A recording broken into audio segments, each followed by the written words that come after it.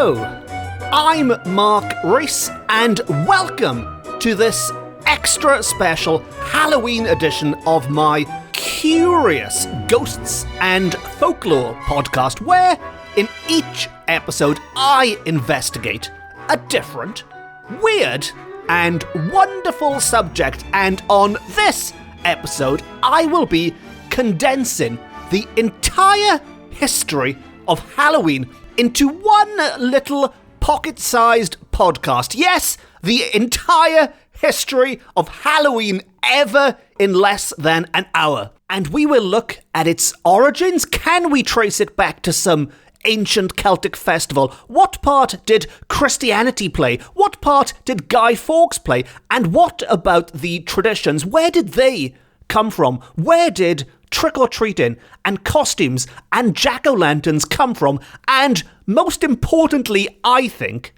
how did American housewives host the perfect Halloween party right at the start of the 20th century? Because if you think Halloween parties are a little bit crazy and wild nowadays, just wait until you find out exactly what people got up to in 1903. I promise you, you have not heard of a party like this before. Now, as regular listeners will know, I love Halloween, I love October, I love autumn, or fall as it's known to some of my international listeners, and that is why I have dedicated the entire month of October, all 5 episodes in October, starting today, to the history and the ghosts and the folklore of Halloween.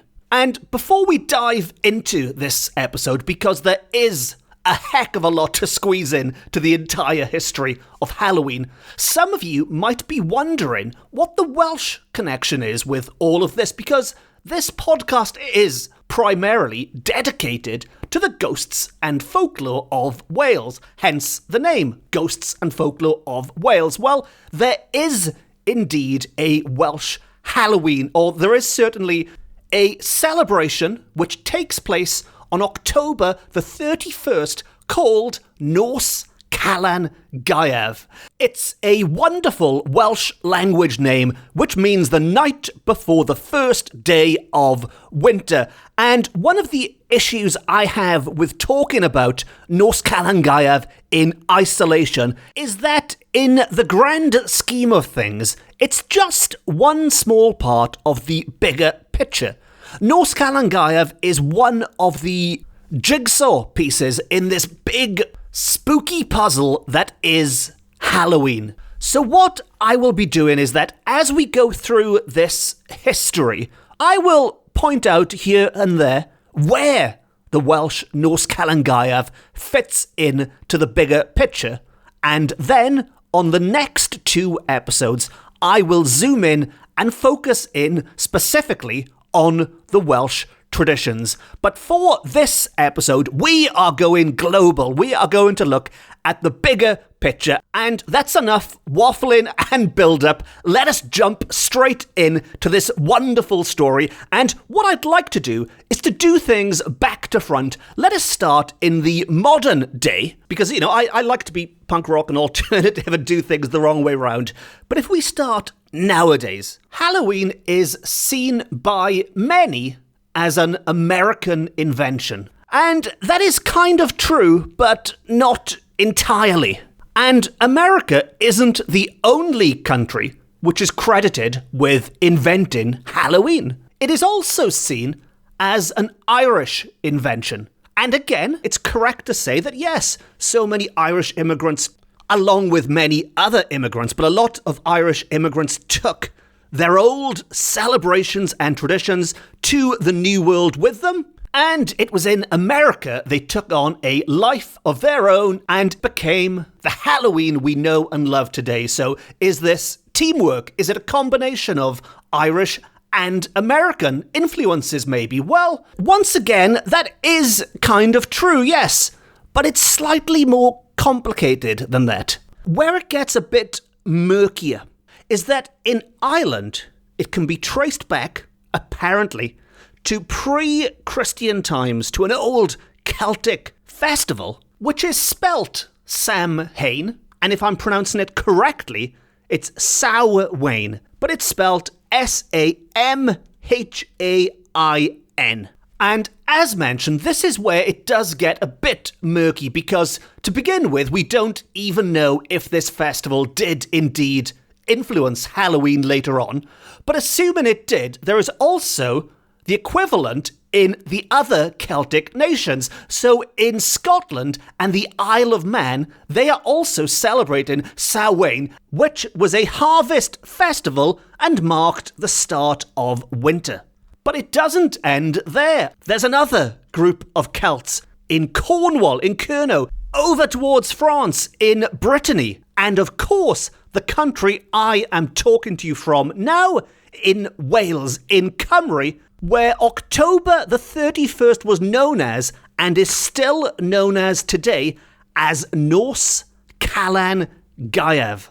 And as with the Gaelic festivals, Calan Gaeaf is the first day of winter. Nos is the night before, so it's the night before the first day of winter, and it marked the time when the light half of the year was over and the dark half of the year was approaching. Now, I won't dwell too long on Nos Calan Gaeaf here because, as mentioned, I do have a separate episode coming up dedicated entirely to it. But for the purposes of this episode, it is just worth bearing in mind that these festivals, these similar festivals, were taking place in the different Celtic lands. And we don't really know which of these came first, and if they have any connection or not with the Halloween festivities which followed.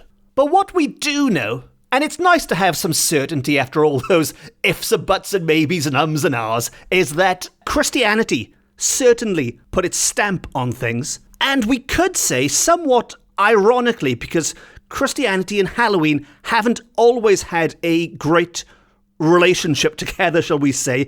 Ironically, you could say Christianity is to blame for the fact that we still have this festival today. But let me explain. In the 8th century, it was decided that the Christian festival All Saints' Day, and we'll talk about that name shortly, but All Saints' Day, which had been moved around the calendar several times, it was decided that All Saints' Day, which commemorated the saints, all the saints. Otherwise, it would be called Some Saints' Day, I guess. But all the saints, all of those great servants of God, would be celebrated on November the 1st.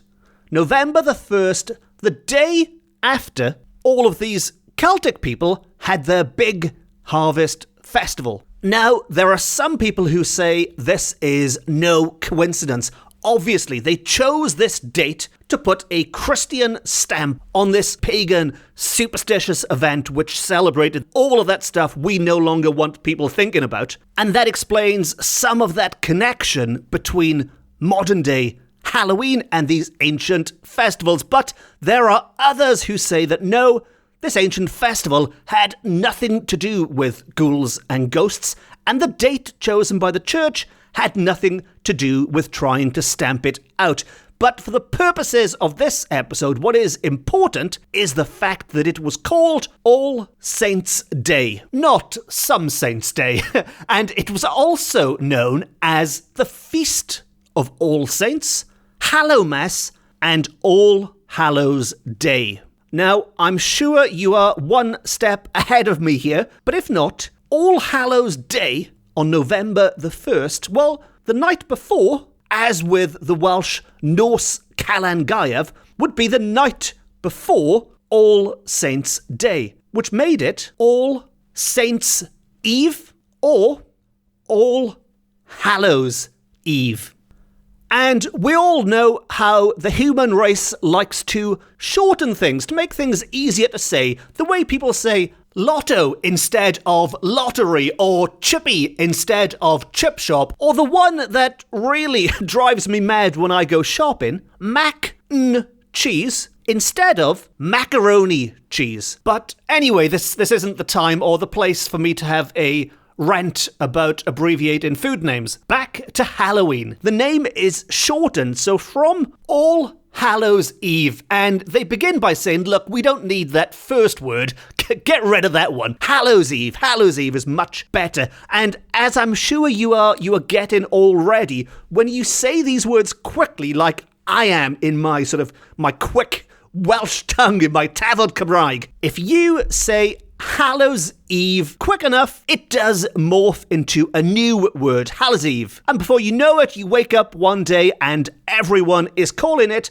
Halloween. And that's why occasionally you do still see people using the apostrophe between the E's, the hallow, and then the apostrophe "een" bit at the end. And so while the experts can't agree on whether or not Halloween does derive from some ancient Celtic festival, they can pretty much all agree that its name is certainly taken from Christianity. And so if you love spooky season, and whether or not you're religious or not, we can all thank God for giving us the name, at least, when it comes to Halloween. And it could be said Christianity gave us the date as well in its way, but the Pope didn't just suddenly tell everyone to go out and start carving jack-o'-lanterns. This was an important religious observance. It actually encompassed 3 days in the end. All Souls Day was tacked on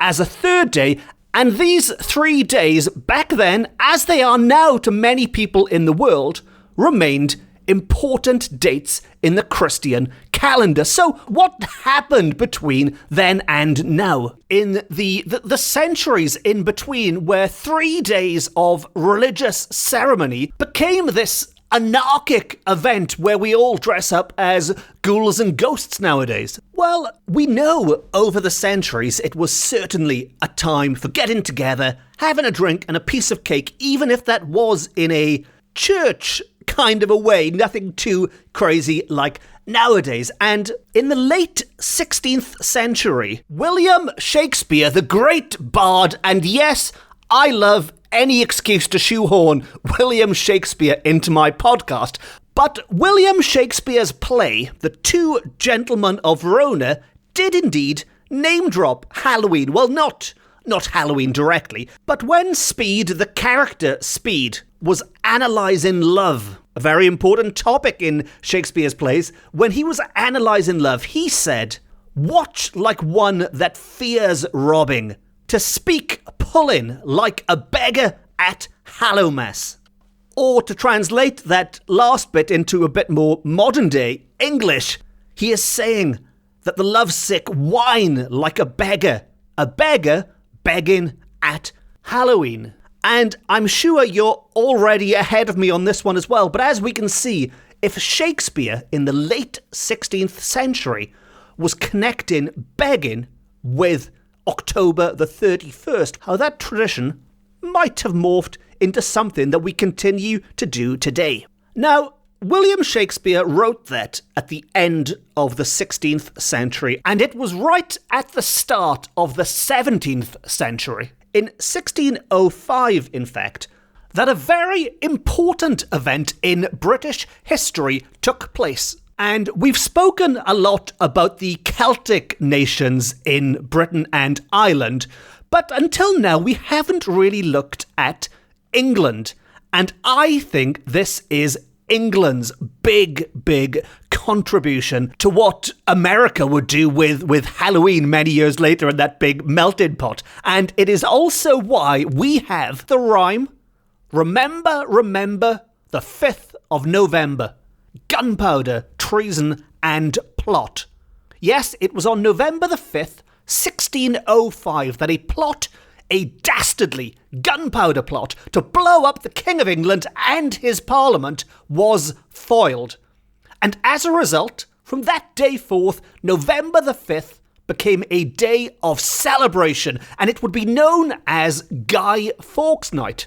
Some people call it Guy Fawkes Day, Bonfire Night, and Firework Night, because bonfires are lit and fireworks are let off. And the reason it's called Guy Fawkes Night is because Guy Fawkes was the name of the plotter who was caught red-handed, surrounded by that gunpowder, just waiting to blow everyone to smithereens.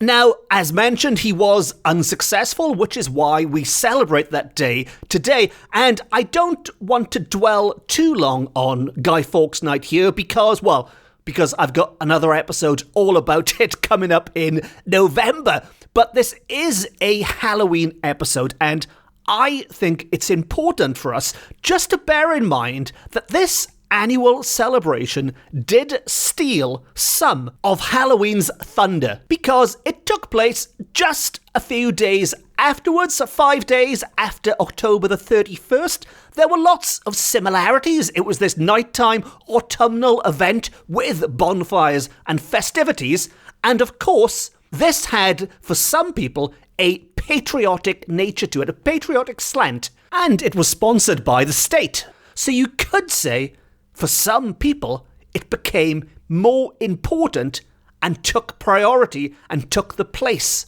of Halloween for many. Now, of course, that isn't the case nowadays. Halloween is very much the dominant of the two.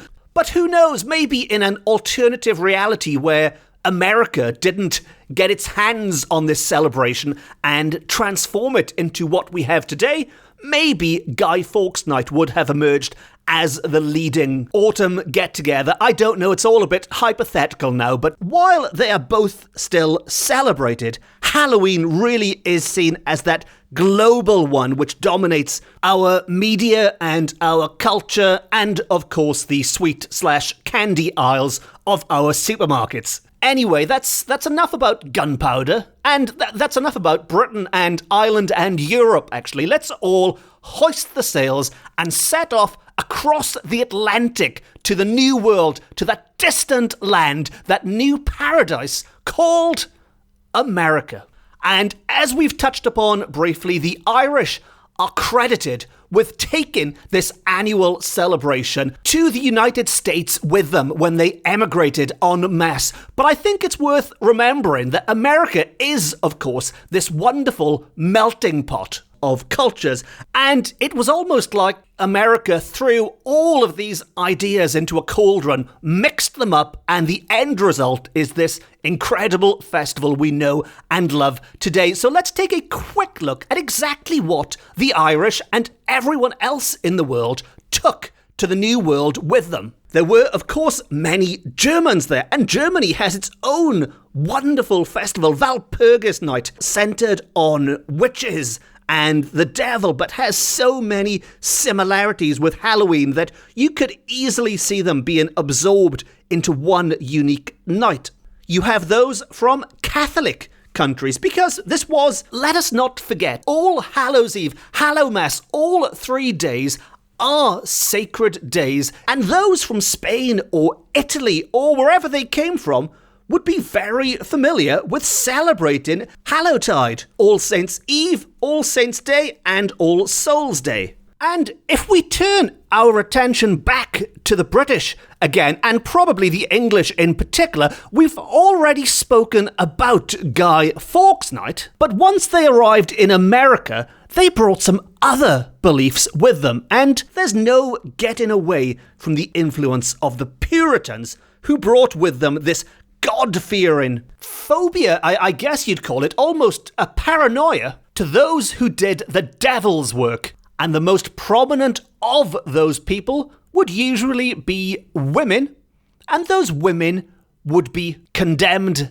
as witches. And again, this is a Halloween podcast, not a witches podcast, but I think if I just say the words Salem witch trials, you get an idea of the kind of influence they had at the time and how this injustice continues to echo through the centuries. And yes, I do have a tenuous Welsh link with the Salem witch trials, so I will be lining up an episode about that in the future. And as a very quick aside, as we are talking about Salem and Halloween, I would love to spend Halloween, actually all of October, all of autumn, in Salem one year, if at all possible, because I don't think there is anywhere in the world that does Halloween on such an epic scale, and for so long it seems to be a year-round event, but my knowledge is only based on reading books and looking at internet videos and things, so I would love to experience it myself. But anyway, back to Halloween. And as I've spoken about, we can see how America, this great melting pot of ideas, and how all these different people who emigrated there took their own little traditions with them to give us this incredible holiday, which, if the internet is correct, and of course the internet is always correct, but if the internet is correct, Halloween is the second biggest holiday in the entire country nowadays after Christmas. And that means a heck of a lot of people carving jack-o'-lanterns, dressing up in costumes, going door-to-door trick or treating, and that is exactly what I would like to look at now. Where did these specific traditions come from? Or where we think these traditions came from? And let us start with costumes. Costumes are an integral part of any Halloween party. And over the years, over the decades, over the centuries, they have evolved. And at different times in history, costumes were seen as something for the children to wear, something for the adults to wear, or as we have nowadays, something for everyone to wear. Even the animals, even the poor pets, we've all seen pictures of people who have dressed up their dogs like Yoda and all sorts of things. But if you go right back to the start, and you can do an internet search for these early costumes, they were very much DIY to begin with, and as a result, I think, that much more creepier. And these costumes are homemade costumes. This is long before the whole commercialization of mass-producing whatever popular character was on the television screen. But these were homemade costumes. This was DIY, and as a result, some of these old costumes do look particularly terrifying.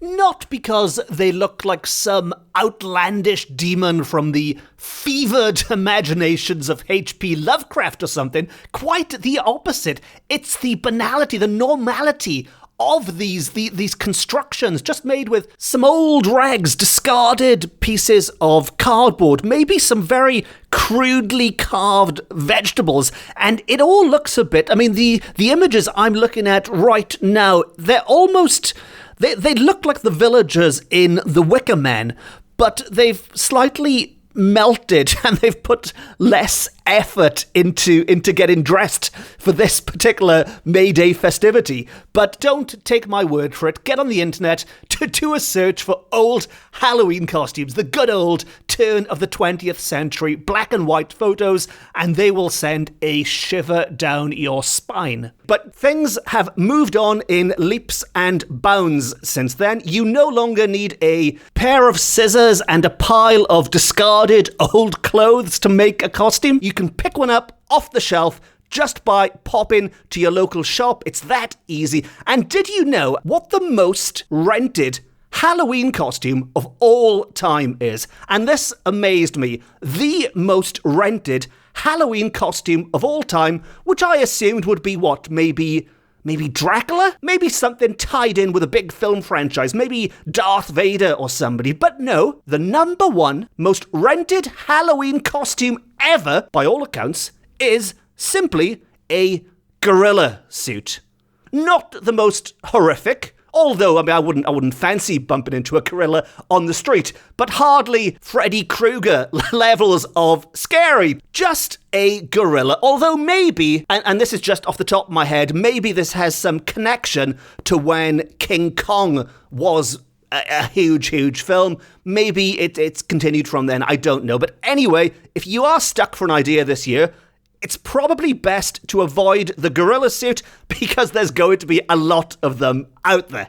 Now, back to costumes. Where did they come from? Well, the answer could be quite boring. It could simply be the fact that people like to dress up for parties. Halloween isn't unique in this. People do dress up for other festivals and parties.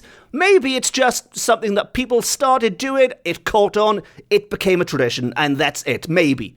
But there are other theories, and that is dressing up could have its roots again back to these ancient Celtic festivals, which, by all accounts, the experts do not know that much about. But if people started to dress up in such a way to scare away evil spirits, and that could still be lingering today in the form of Halloween costumes. Now, granted, we are more likely to dress up as an evil spirit than to try and scare one away. And it has been suggested that maybe it was the other way around, and that dressing up was actually a way to mock the evil spirits. But either way, that is one theory as to where it came from. Another is the tradition of guising, which does tie in nicely with the idea of Halloween being exported to America, because it is a traditional Scottish and Irish custom. It's a Scottish word. It started in these Celtic lands,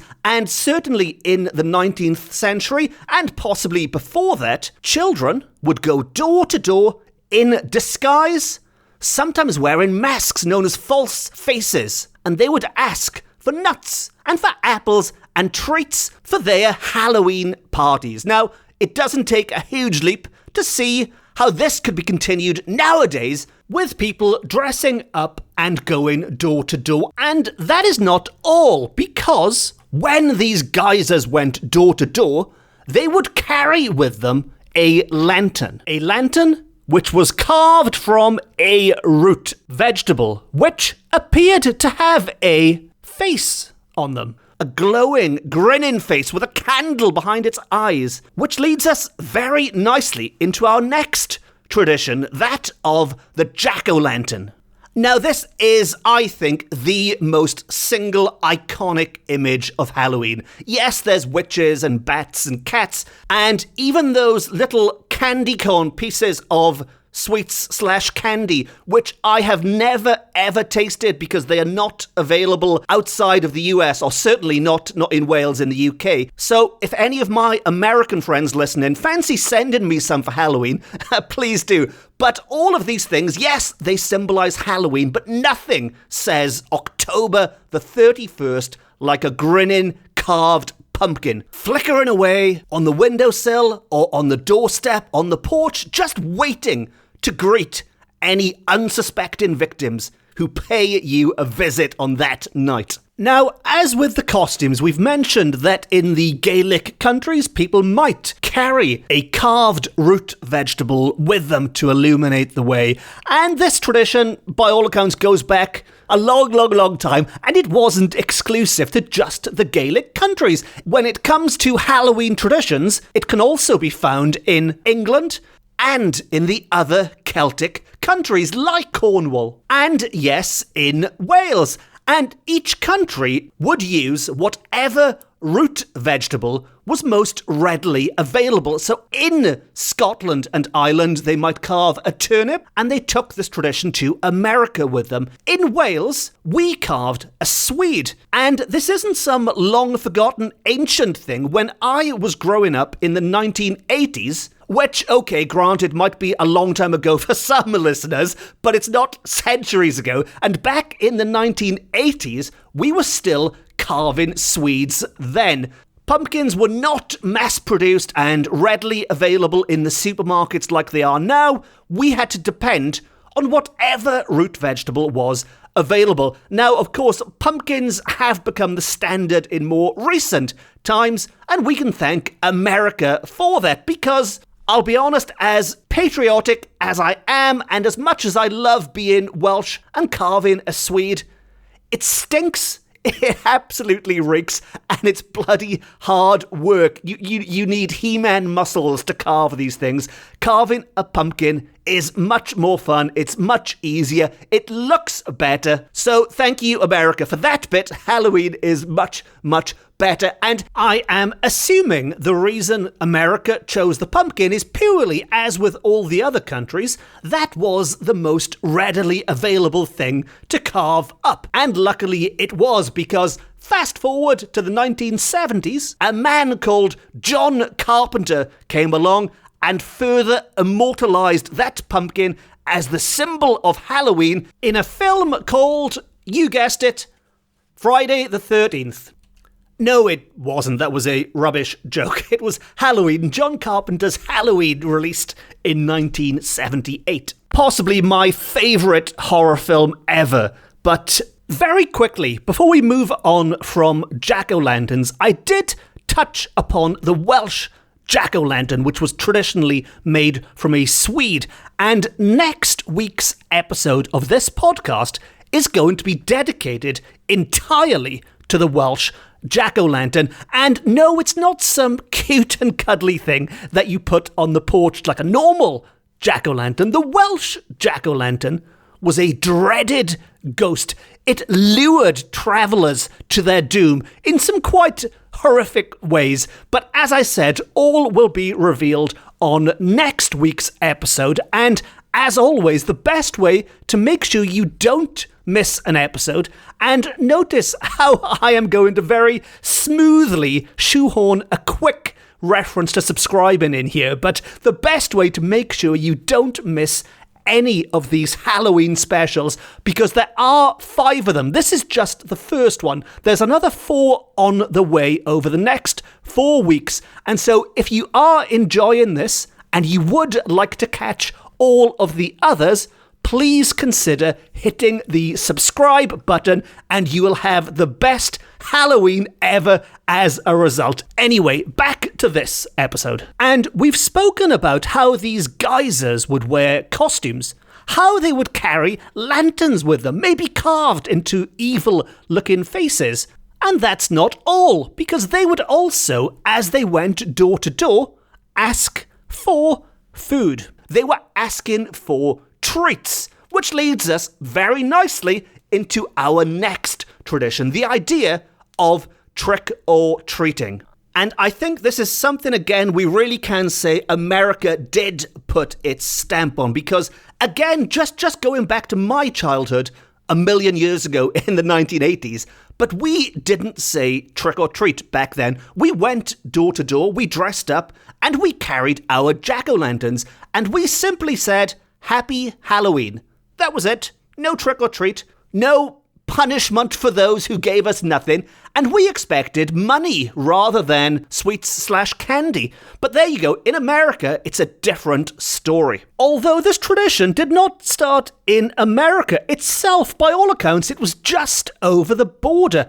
And it was in Canada that trick-or-treating began. And while going door to door and asking for treats was certainly a tradition in the early 1900s, it didn't really evolve into this idea of trick-or-treat until the 1930s, and it's pretty much stuck around since. And while nowadays children want the sugary treats, they want the sweets/candy, the chocolate bars. To begin with, it was the more wholesome apples and nuts they were asking for. And there is another old Christian tradition that this could have its roots in, and that is the idea of soul cakes, which, as the name suggests, they were cakes with a cross on them, and they were made with spices and currants, and the idea was that people would go door to door asking for these soul cakes, and in return, they would say a prayer for the dead, for their soul,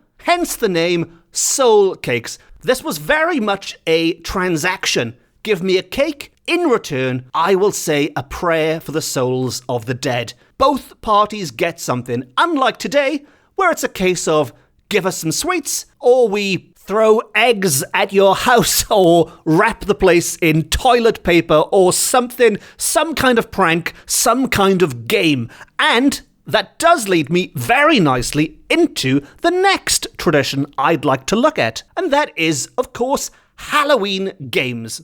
And the big traditional games to be played on this night involved divination, which in its most simplest form is a kind of magic, like the Queen song.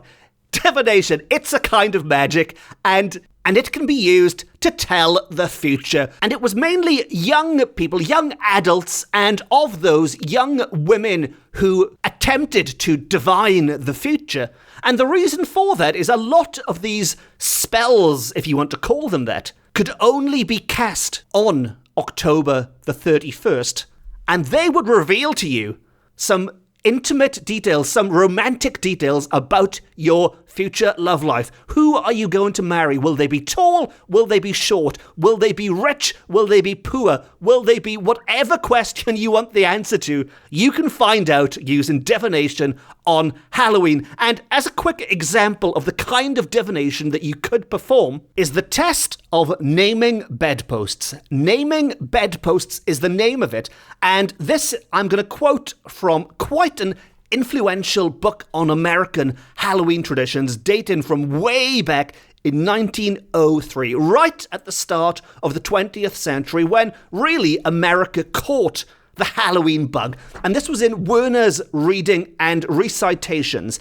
And this is how naming bedposts works. And like I said, this is genuine. You can try this yourself on Halloween. Before your first nap on the last day of October, I don't know how many naps people had back then, but presumably more than one. So before you go to sleep on Halloween, name 4 bedposts, the first one being art, the second one science, the third literature, and the fourth business. The post you see first on awakening will indicate your future vocation. Should your eyes first rest on post called art, many beautiful things are in store for you.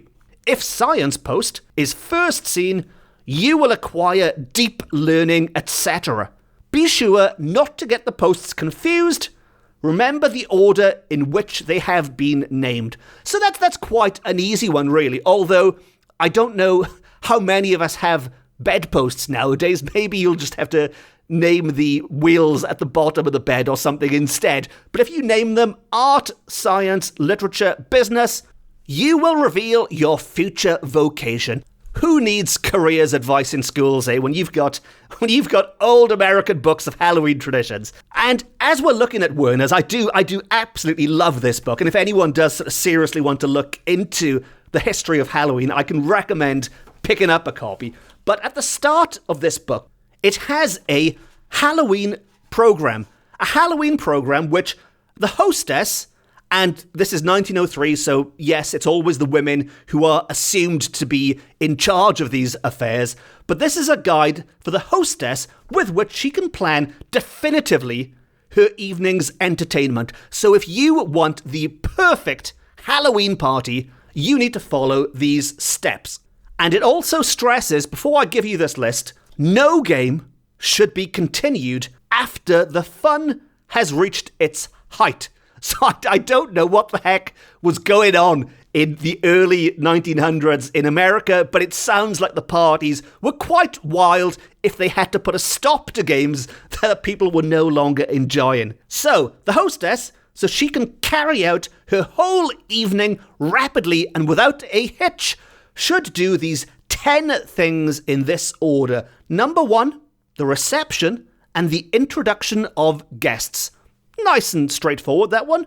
Number 2, shadow pantomimes, which, as the name suggests, involves a big white sheet and you have shadows behind it, creating spooky, whatever you want to do with it, shadow pantomimes. Number 3 is a spook march, which is quite a long description for this one, but basically, as with the last one, it involves a sheet, but these sheets are put over people and they walk around with candles, moaning and groaning and scaring people and pretending to be ghosts. Number 4 is the witches' dance. Now, again, the name is quite self-explanatory, and this involves 8 witches riding brooms and dancing around the stage in a circle while constant hissing is kept up as if lots of cats were present. So this isn't really for small parties. You need at least 8 women. Again, I'm assuming it's women back then. At least 8 women to dress as the witches. And presumably you need more than another 8 people to do the hissing at them, because it's not really going to work, is it? Just 2 people hissing back. But anyway, that's the witches' dance. Let's move on to number 5, and that is the Goblin Parade. The Goblin Parade begins in total darkness, and sounds a bit dangerous if there's going to be alcohol involved, but there's a green light is used just to illuminate the goblins themselves, who do things like handsprings and somersaults around the stage. So this is for the more athletic members of your party, I am assuming, and other children maybe, but certainly not those on the booze. Number 6 is play clever matchmakers, which is another one that goes on for page after page after page, but it's pretty much a play that involves somebody finding somebody else and ties in with the idea of divination and finding your true love on Halloween. Number 7 is games and mysteries for early evening. So Halloween is a marathon, not a sprint. This goes on for quite some time. We are still only in early evening, and we're on entertainment number 7. And some of these games include, and again, there's loads of them, so I can't read them all out, but they include games like Guess Who, where you try and work out who is behind a sheet, or Jumping Lighted Candle, which, as the name suggests, involves jumping a lighted candle. And is another one you probably shouldn't do if you are on the booze. Oh, and I can't leave out the alphabet game, which, the alphabet game, you cut alphabet from newspaper and sprinkle on surface of water. Letters floating may spell or suggest name of future husband or wife. There we are, that's a nice quick game there for you. That's the alphabet game. Now, moving on to number 8. Number 8, we're nearly there, don't worry. Number 8 is the March to Supper, which isn't quite as straightforward as it sounds. You don't just march off and sit down and stuff your face, because partners have to be secured first by drawing lots from 2 baskets, or some of the other methods. But basically, who you end up sitting next to is going to be a big surprise. And then we move on to number 9, which is the supper itself, and supper games. Yes, more games. And this gives the hostess a chance to say, "Ladies and gentlemen, I have arranged with great care, as you see, a fine supper. You will confer a great favour to me by keeping to yourselves the wonders and secrets you discover. Do not let your neighbour know what you discover." Now, on the same page, it then goes on to list everything that will be on the menu. So this whole thing about not telling everyone isn't going to work, because I am about to tell everyone. Well, actually, I won't, because it's a 5-course supper and I'll be here all day. But I can say that the 5th and final course is Halloween cake or funny pumpkin. And personally, I'd want both of those. I quite fancy Halloween cake and a funny pumpkin. And finally, assuming you're still awake, finally, number 10, after supper, sports, games, and mysteries. There are more games in this Halloween program than an entire month of the Olympics. But to wrap things up, the last games, the after-supper sports, include Your Lucky Sticks, in which you draw a stick to reveal your future partner. So it could be a long stick, a short stick, a straight or crooked, plain or smooth or knotty stick. And I'm sure that was a lot of fun. The next one is straightforward in theory, because it involves telling ghost stories, but you do it while burning a stick. And when your stick burns out altogether, you stop and the story moves on to the next person. So between you, until all those sticks are burnt out, you put together this new Frankenstein-like ghost story. And finally, there is an end to this party. Finally, it's all wrapped up with a little bit of fortune telling. Just in case you haven't done enough divination already, it ends with fortune telling, where you test walnuts in the fire, and that, I won't go into it in too much detail, but depending on how they pop and things, that tells you things about your future. And the last line, and the hostess is going to love this one. Meanwhile, hostess has disappeared and returns dressed as a fortune teller.